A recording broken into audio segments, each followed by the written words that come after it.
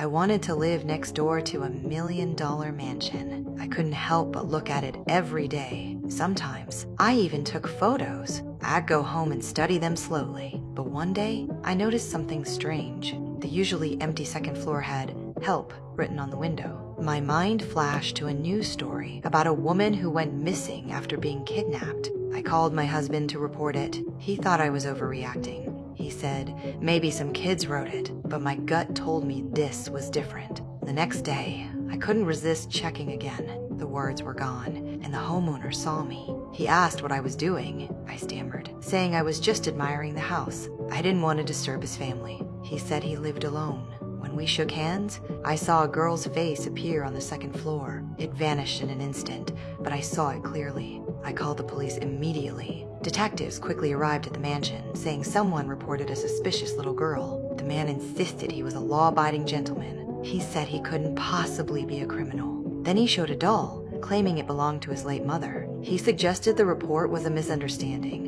The detectives found no other evidence and closed the investigation. They notified me of the results, but I didn't believe it. My husband said it was too dangerous and forbade me from getting involved. The next day, when my husband went on a business trip, I went to the mansion alone. The homeowner saw me again. I admitted I was the one who reported him and apologized for disturbing him. He immediately noticed my distrust. He invited me in to check things, showing the doll again. I could tell he was lying, but I admitted I might have been mistaken. Just as I was about to leave,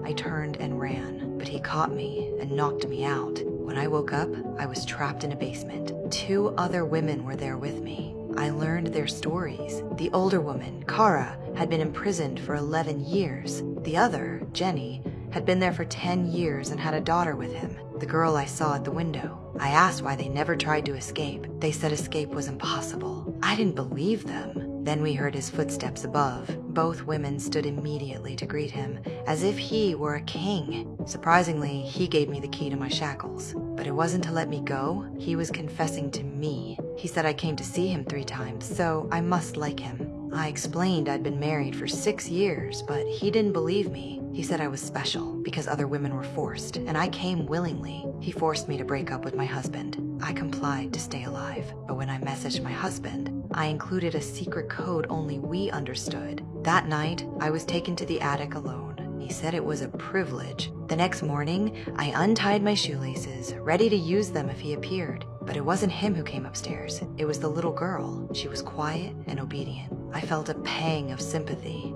The "help" on the window